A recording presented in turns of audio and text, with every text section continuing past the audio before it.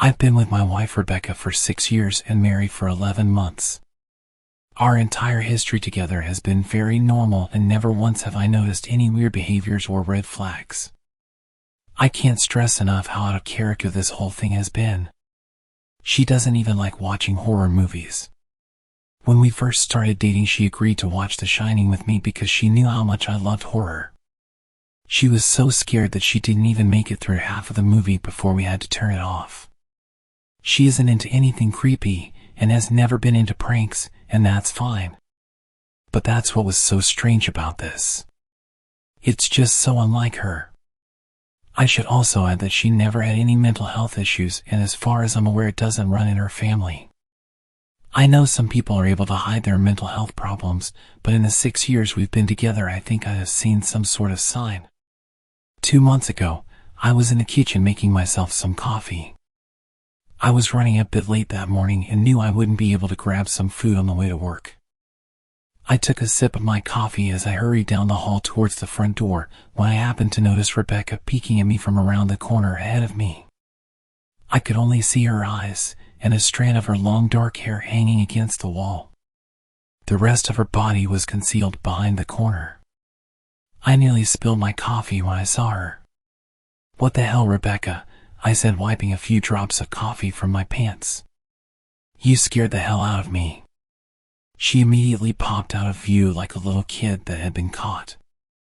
I heard her scurry off towards the living room, and by the time I got to the front door, she was out of sight. It was really weird, and just totally out of character for her, like I said. But I also found it kind of funny that she was being more playful and a little less serious. I shouted that I loved her and called her crazy. As I shut the door behind me, I heard her laughing. Her behavior was a bit odd, but it certainly wasn't something to call a priest over. I forgot about it by lunch, and by the time I got home she was her usual self. I didn't bring it up, and life went on. The next incident happened 3 days later. It was around 2 a.m. and I had woken up to get a drink.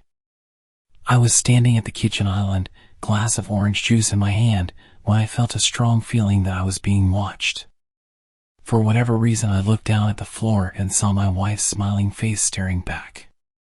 She was peeking at me from the other side of the island, staring up at me with wide, unblinking eyes, and grinning. Grinning like the Cheshire Cat. I screamed, I'll admit it. Not out of irritation, but fear. For some reason at that moment I was scared.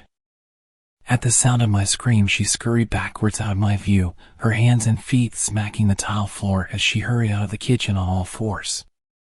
I didn't run after her, or even shout. I just stood there frozen in shock, wondering what the hell had possessed her to do that. It took me a little longer than I'd like to admit to go back upstairs, but I eventually did. When I got to our bedroom, Rebecca was lying on her side asleep. Or at least pretending to. I stood there for a while, watching her breathing, to be sure she really was asleep. I had the feeling she might jump out at me the moment I got into bed. I climbed in, and she didn't even move. Her breathing was soft, and I was starting to wonder if I dreamt the whole thing. The next morning, I waited for her to come down for coffee, and after handing her a mug and kissing her cheek, I decided to ask her about it. "What was that about last night?" I was keeping my tone light so I didn't offend or embarrass her. She frowned over her cup of coffee, shaking her head like she had no clue what I was referring to. "You were peeking at me again. From over there," I said, pointing to the spot on the floor by the kitchen island. She followed my gaze, and when she looked back at me, she burst out laughing. She laughed so hard that I couldn't help joining in. "You creep me out sometimes, you know that?" She laughed at what I'd said and wrapped her arms around my neck. "You creep me out all the time, so I guess we're even."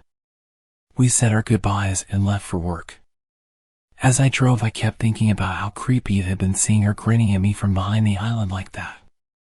The sounds her hands made on the floor as she crawled away. I told myself she was just trying to be silly. Just trying to join me in my love of all things horror. It's not like I was afraid of her. But it still didn't sit right. I started seeing her peeking at me more and more. Sometimes she'd be peeking out from behind the couch or living room curtains. Once she even managed to get inside her grandmother's old trunk that sits at the foot of her bed.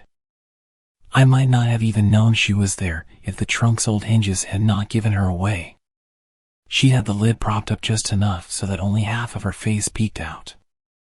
She'd been grinning like an excited toddler. It was unnerving. I didn't even know what to say to her. All I could do was stare. When I finally found my voice, I asked her why on earth was she doing this. She didn't answer, but she had slowly closed the lid, shutting herself inside the trunk. I just walked away, feeling disturbed.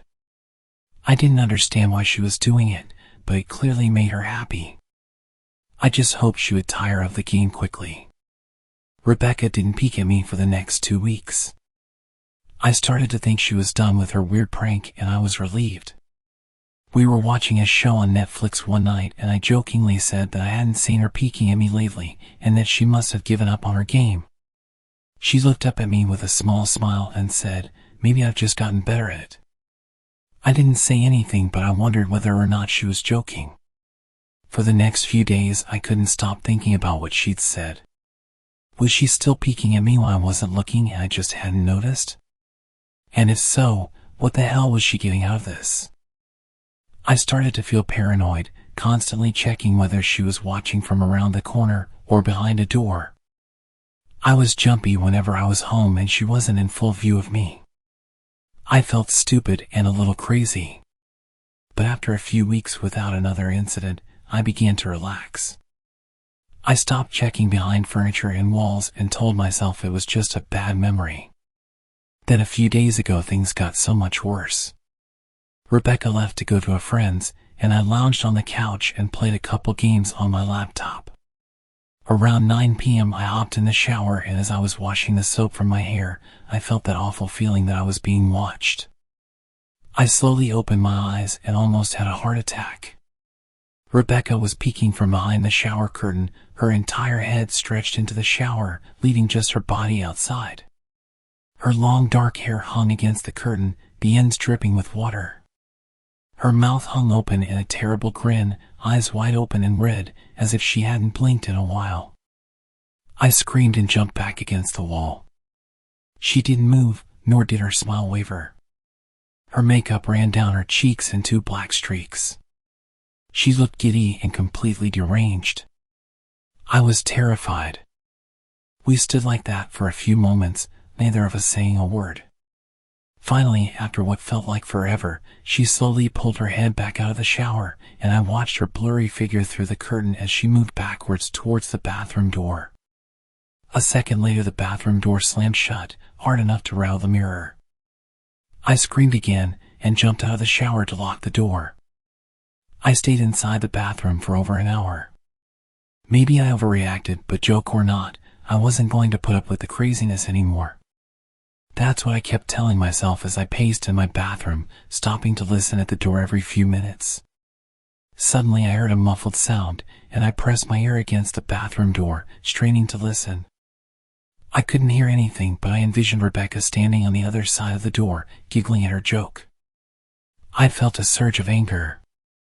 I was beyond annoyed at being made to feel scared in my own house, and having to hide in the bathroom for an hour. All for what? If it was a joke, it was an awful one.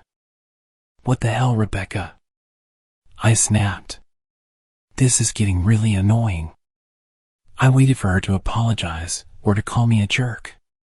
But instead, I heard a faint moan. So quiet, I wondered if I heard it at all. And then complete silence. Rebecca? I called out, not able to even hide the shakiness in my voice. I got no response. Just my own heavy breathing. I swear to God, just stop it. I yelled at her, pounding my fist on the door. I waited for her to cuss me out, something I would expect from me talking to her like that. I never screamed at her before. But there was nothing. Just the occasional drip from the shower head. I won't deny that I was scared. Too afraid to open the damn door and face my own wife. I waited another 30 minutes or so, which feels like a lifetime when you're scared. Finally, I decided I wasn't going to spend the night hiding in my bathroom, so I got down on my knees and peered under the door. I almost expected to see her face peeking back at me, but thankfully she was gone. I could see straight down the hallway to the top of the stairs, but no Rebecca. I didn't know if I should be happy about that or not. I looked for a few minutes, waiting to see her head pop up over the top step, but it never came. I stood up, my hand hovering over the door, and prepared myself to open it. I slowly turned the lock with shaky fingers and was about to yank it open when I heard a sound that still makes me feel nauseous when I think about it. A moan, louder than before, but this time I was able to tell just where it was coming from. I turned my head to the closet door as if in slow motion and locked eyes with my wife, who was peeking out at me from the slight gap. Her eyes were still wide as ever, and her mouth was hanging open in the most grotesque gaping smile. I didn't even scream. I was too scared for even that.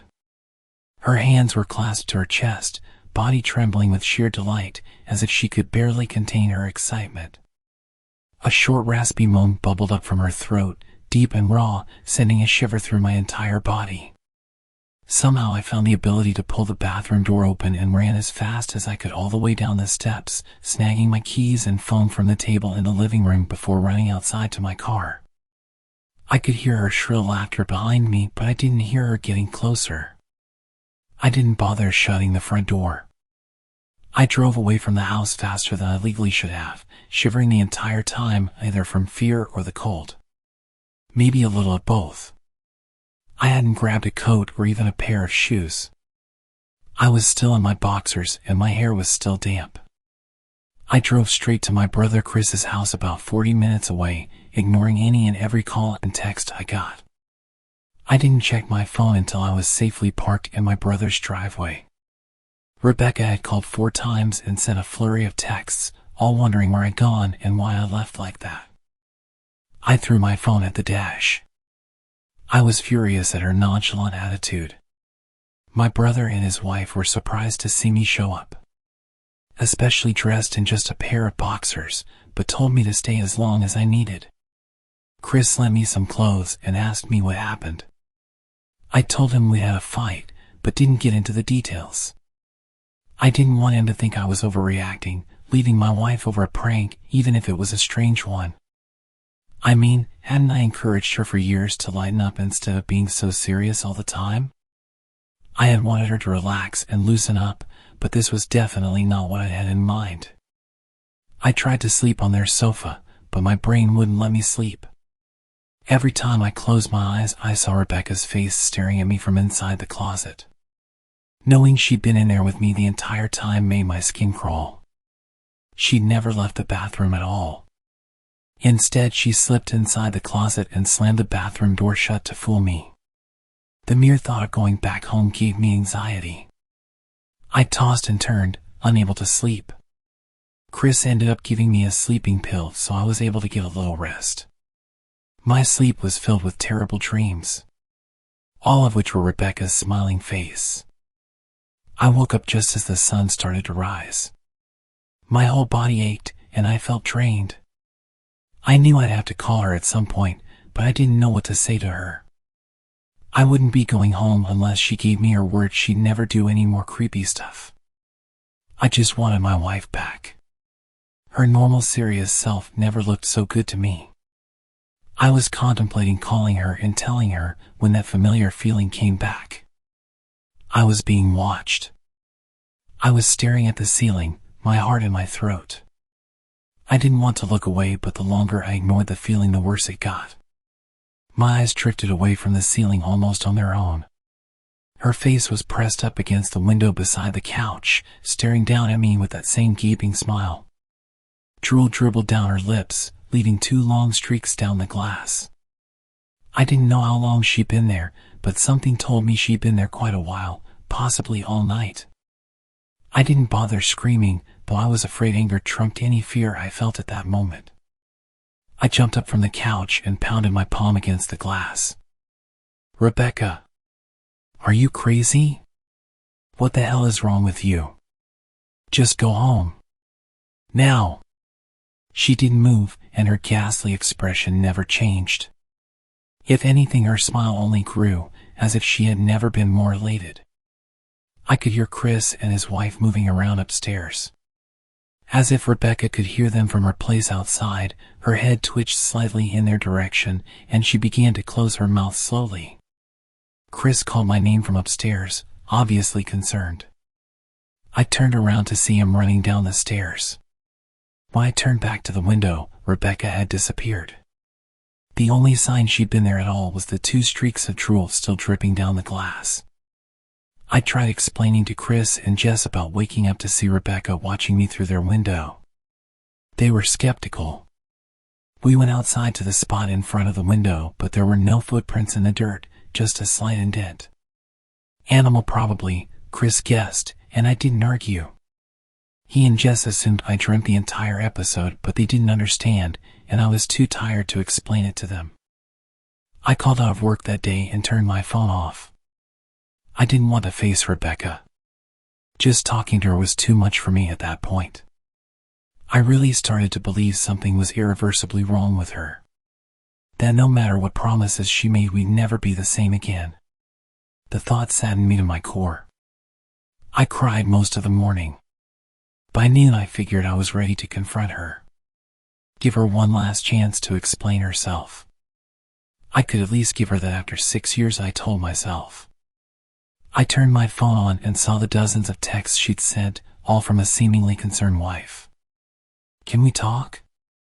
I love you. Please call me. I'm really worried. Can you answer? Just come home. And more of the same. All texts telling me she loved me, and she wanted me home. How worried she was. Not a damn one addressing the crazy crap she pulled. Like she hadn't been acting like a character from a Stephen King book. Even her texts were different. She normally texted novels just to tell me to pick up a loaf of bread. You'd think she'd have more to say to me after her bizarre shenanigans. I know it probably seems childish to some of you who are miles away from this situation. But if you saw the way Rebecca had looked at me, how she scampered away on all fours like some wild animal, grinning at me from inside the closet like a lunatic, then I think you'd find my reaction was warranted. I ended up staying with them for another night. I didn't wake up yesterday until afternoon, and thankfully I didn't see Rebecca's face watching me through the window. I don't want to pry, because it's not my place. But is this fight something that can be mended? Jess was asking me about the situation. She made us both a sandwich for lunch, and I knew she wanted to breach the subject without seeming to be nosy. I don't know, she's like a different person. I chose my words carefully. I still wasn't ready for her or my brother to know the full extent of the craziness I had been dealing with. People change, but she's still the same woman you married. Maybe you both just need to talk through your issues. Whatever's going on, I'm sure it can be fixed. I think it's beyond that now. I don't think talking would help. I just don't trust her. The words stung in my heart. I missed and loved my wife. But how could I live with someone like that? Living in constant fear didn't sound too appealing. Rebecca loves you. She has to be absolutely crushed. I don't know about that. Well, she certainly seemed like it. I've never seen her so upset. It took a full minute for me to realize what she just said. And when I did, I felt dread rush over my body. Wait, what do you mean? You saw her? You saw Rebecca? I asked with my mouth suddenly feeling very dry. Jess nodded casually as if that fact wasn't nightmare fuel. Maybe for her it wasn't, but for me it was. She stopped by this morning just after Chris left for work. I didn't see her car though. Maybe she took an Uber or something. What did she say? Did she come inside? Sweat started to break out on my forehead. I began looking around, examining corners as though a predator lurked behind them. No, she just asked if you were awake yet, and I said that you weren't. I asked if she wanted me to wake you, but she said no. Just said to let you sleep. That's all. She didn't say anything else? No, She looked awful though. Like she hadn't slept in days. I think you should call her. I got from the table and thanked Jess for lunch. I felt a little bit better at the knowledge that at least she hadn't come inside. Still, I needed to double check that the doors were locked. I sat for a while trying to figure out what to do next. I didn't want to go home, but I felt that I owed it to Rebecca to help her if I could. Hadn't I sworn an oath to love and honor her through sickness and in health? Clearly she was very sick. If she was sick, which I truly believed she was, I had to try and get her the help she needed. But I didn't even know where to start. I didn't want to call the police, and besides, what the hell was I going to tell them? That my wife was peeking at me? That she was being creepy? As bizarre as she'd been, she still hadn't committed any crime. Not yet anyway. The police would have probably said that I was overreacting. But this wasn't some prank. It felt wrong. Dangerous. Like something sinister lurked beneath her smile.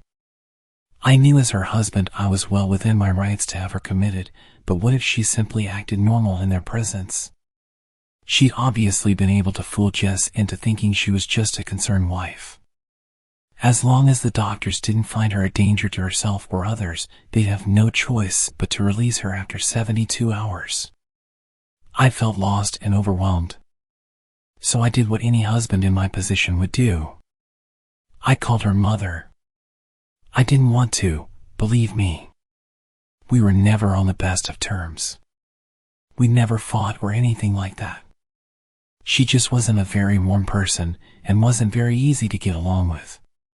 She hardly ever smiled, and when she did, only her lips would move into a thin-lipped smile, leaving her eyes as blank as before.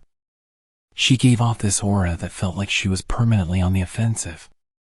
I'd only met her twice, and both times were very short. I got the impression she didn't approve of me for her daughter. Rebecca always ushered us out quickly, as she didn't want me to feel uncomfortable, which I was grateful for. Being in her mother's company felt almost unbearable. Like walking on glass. I was glad when we moved 3 states away so we didn't have to see her often. I was happy to avoid the woman, but I needed her help. I really didn't want to talk to her, but I had to talk to someone. She was the only person who might know Rebecca better than me. I took a deep breath and picked up the phone. Yes, she answered, already sounding irritated. Marianne, it's me, Ben. Do you have a minute to talk? I could hear her cluck her tongue in irritation. I'm in the middle of writing some checks, but if you insist, I suppose I can spare a moment. What is it that you want to discuss? It's about Rebecca. She's been acting strange. And I was wondering if you had any idea whether there was something. She interrupted me abruptly. It's a bit difficult to follow your rambling, Benjamin. What is that you want from me? I could almost see her standing there in her thin sweater and slacks, tapping her fingernails impatiently on the table. I wanted to know if you ever noticed any odd behavior? Or possibly any mental health issues? There was a long, uncomfortable pause, maybe because she was just thinking, or something else. Finally, after a few seconds, she spoke. I'm not sure if this is one of your jokes, Benjamin, but if so, I don't find it very funny. Now I do have business to attend to, as I've said, so if you don't mind, I cut her off before she could get rid of me. Marianne, it's not a joke. I'm sincerely concerned about Rebecca's mental health. Her behavior has been very erratic lately. I'm very worried about her, and I figured as her mother you would be as well. The frustration was evident in my voice. If you're truly concerned, then I suggest you get the health professionals involved. I don't know what you expect of me. She snapped. I could tell she was seconds away from hanging up, and for some reason I was desperate not to let her. I had the feeling that she knew a lot more than she was letting on. Please. If not for me, do it for Rebecca. I heard a faint shaky intake of breath, as if she were trying to hold her steely persona together, but failing. Marianne? Benjamin, I don't know what to tell you. My only advice would be to seek professional help. "Do not call here again." I tried to call out to her, but she'd hung up. I tried to wrap my head around the call and her refusal to help me. Even if she didn't like me, why wouldn't she want to help her own daughter? I couldn't understand that. I tried to replay the conversation, desperate to find something I missed. I almost gave up until I remembered her last words to me. "Seek professional help," she'd said those words with a bit of urgency. I could have just been grasping at straws, but no, I was sure her voice had changed ever so slightly when she'd said that. As if those words were very important. What had she meant? I assumed she'd been referring to medical professionals, but maybe she was referring to someone else. Someone that for some reason she didn't feel comfortable saying directly. Or maybe I was just desperate. I waited for Chris to get home, and after a very long and exhausting conversation, I convinced them that Rebecca truly needed psychiatric help. I didn't tell them everything. I wasn't prepared to go into it yet, but I told them about our last encounter. How she hidden in the bathroom, peeking at me from the closet. They were obviously shocked, but thankfully they believed me. They too just wanted to help her. Still, they didn't think it was all that serious. Weird, maybe, but not dangerous. They just kept saying that Rebecca had to be playing some kind of weird joke. Maybe for YouTube? Jess offered, if only half-heartedly. Chris didn't think we should involve the police just yet. He offered instead to go with me, and I readily accepted. He reasoned that calmly talking to her, trying to coax her into going willingly, was the best recourse. I agreed to do it his way. At least I wouldn't be going into that house alone. We drove over this morning, just after breakfast. There was no way I was going at night. When we pulled into the driveway, my stomach began doing somersaults. Her car wasn't there, but I still didn't let my guard down. The front door was ajar, and for a split second I thought we'd see her eyes staring through the gap. I was shaking and starting to sweat. Chris, however, was fine. He waited for me to open the door, his hands in his pockets like he was going on a stroll through the park. I envied his ignorance. I pushed the door open and was immediately hit with the stench of rot. Chris smelled it too, and he walked in the house behind me with his nose scrunched up. My eyes were looking around for any signs of Rebecca. The house was deadly quiet and dark, despite being late in the morning. All the curtains were closed up tight, refusing to allow any sunlight inside. If I hadn't left just 2 days ago, I'd have thought the house to be abandoned. We moved through each room, carefully checking any place that she might hide, occasionally calling her name. "Why the hell are you looking under the couch? Aren't we looking for your wife?" He was looking at me like I was a moron. "Let's just go upstairs." He shook his head but followed me up the stairs to check the bathroom and spare bedroom. On the way up, my shoes crunched over pieces of glass that looked to be littered over a few of the steps. I noticed that one of our wedding portraits that hung on the wall along the staircase had been smashed. The frame hung crookedly, all the glass was removed. I stared at the picture, a lump forming in my throat. We had taken the photo just after leaving the church. She looked so beautiful in her white gown. I looked at her beautiful face. I never dreamed her face would ever be a source of terror for me. We climbed the rest of the steps and checked the spare bedroom, but it looked completely untouched. I was hesitant to go into the bathroom, my fear from that night coming back to me all at once. Chris noticed and offered to go in by himself, but I couldn't let him do that. So we walked in together, checking the closet and the shower. The bathroom looked as if it hadn't been touched since the night I left. "I don't think she's here. Why don't you pack some clothes and we'll try coming back tomorrow or something?" I nodded and went into our bedroom and shoved some clothes into a duffel bag. When I checked inside our closet, I found the source of the smell. I immediately started gagging. Chris took one look and lost all color in his face. He had to go stand by the stairs to get away from the sight and smell. I gazed down in shock at what lay inside my bedroom closet. Soaking into the rug were at least a dozen eyeballs, all carefully laid out in pairs. Some were as large as a coin, while others were as tiny as a marble. I stared down at the eyes she collected from small animals, and I wondered how she'd gotten them. I shuddered at the thought.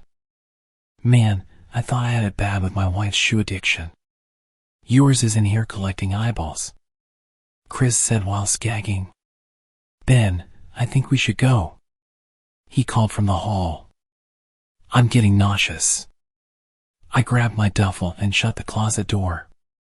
I stepped out into the hall and took a deep breath of air. I could taste the rotten smell on my tongue and I couldn't help but gag. Who the hell lines up eyeballs in their closet like that? I tried to tell you she needed help. She doesn't need help, Ben. She needs an exorcist. You coming or what? I can't stand the smell anymore. His words died in his throat, and his eyes grew wide with fear. I didn't ask him why. I could feel it. Someone was watching me, and I didn't think it was the eyes in the closet. I turned around, my eyes slowly scanning the bedroom. Christ, I whispered, as I finally saw what we'd missed. Under the bed, curled on her side, watching us with the excitement of a kid on Christmas morning, was my wife. She held her hands together just under her chin, and they were shaking eagerly. Now that she knew she'd been found, I could hear the quiet noises she was making. A sort of hiccuping sound in her throat, as if the excitement was just too much for her. It was unnerving to say the least. Wide eyes, and that same huge smile. Everything in me told me to run, but I forced it away. This was my wife. No matter how twisted, she was still the woman I married. I had to help her. Rebecca, I said softly. She didn't respond, but her head bobbed back and forth in two quick little movements as if she were nodding. Baby, I just want to help, okay? Can you let me do that? I had taken a single step forward, approaching her like some kind of dangerous animal. I love you, Rebecca, I said softly, taking another step closer. She let a tiny moan escape her wide-open mouth, and I had to resist the urge to run. Her shoulders were starting to quiver, and her eyes grew as large as saucers. I crouched down so I could see her better, and immediately saw the blood. Her hands were covered in it. They trembled more the closer I got, as if she was barely able to contain herself. Rebecca, are you hurt? You're bleeding. She bobbed her head again, her bloody fingers moving up and down as if playing an invisible piano. They occasionally grazed her chin, leaving smears of blood on her skin. I wanted to recoil in disgust. The smell that was coming off of her was revolting. I could feel the vomit trying to climb up my throat. Her lips were dry and stretched thin, blood seeping between the cracks. I knew she wouldn't come on her own, but I didn't want to leave her in the state she was in. I scooted closer and reached out to her. The excited hiccuping sounds got louder and her hands shook, fingers flexing. It was then that I could see the blood oozing from in between her fingers. Oh my God, you're bleeding. Instinctively I reached out to take her hand, but before I could even touch her, her hand sprang out towards me. A sharp pain shot through my arm, and I fell back on my ass. My arm burned, and I could see the blood dripping down onto the carpet. I looked back at her in shock and saw her grinning madly, her fingers clutching a large shard of glass. You all right in there? Chris asked from behind me. I turned my head slightly and nodded to him, cradling my arm to my chest. When I turned back to face Rebecca, I saw that her focus had shifted. She wasn't looking at me anymore. And she wasn't smiling anymore either. She was staring past me, her eyes glaring at Chris the way a hungry lion might stare at an antelope. Her mouth was still hanging open, but it was twisted into a snarl. I got to my feet and began walking backwards down the hall, afraid to take my eyes off her. Are you bleeding? The moment the words left his mouth, Rebecca started fast scooting out from under the bed, the glass shard still in her fist. Chris, run, go! He must have been too afraid to move because a second later I felt my back bump into him. He was still standing at the top of the stairs, staring at the horror that was my wife. Rebecca had crawled completely out from under the bed and stood in the bedroom doorway, her face twisted in rage. Her whole body was visibly tense. Blood ran down her fingers and onto the floor. "Jesus, Rebecca." My brother tried talking to her, but I reached back and pushed him towards the steps. "Move your ass," I said as quietly but firmly as I could. Rebecca bobbed her head in sharp motions and began to grin, stretching her mouth open wider and wider so that her chin seemed to touch her chest. I heard Chris mutter a prayer and then he was running down the stairs. I stood at the top of the steps, stuck between self-preservation and the love for a woman who clearly needed serious help. "I only want to help," I said whilst holding back tears. Her eyes focused on me once again as she slowly lifted the glass, holding it out in front of her. And then she started sprinting towards me, grinning with utter excitement. Thankfully my body took over and I flew down the stairs, skipping 2 or 3 steps until the bottom.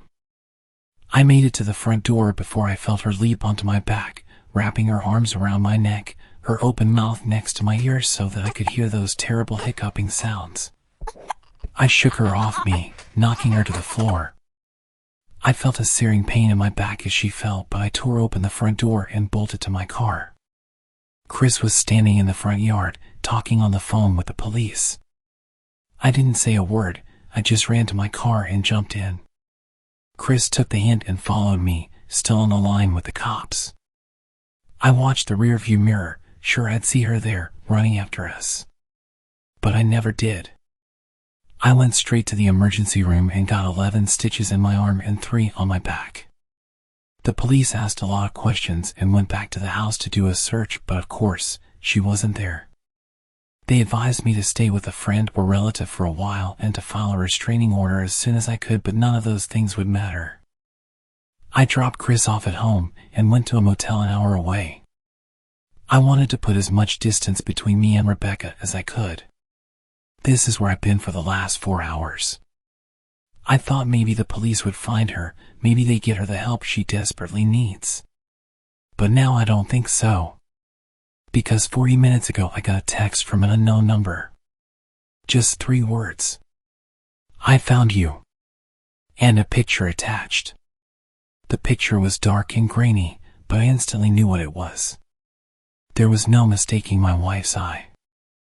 I started typing this out immediately after. I don't know what to do. I'm alone and scared, and I can't help but feel that I'm being watched.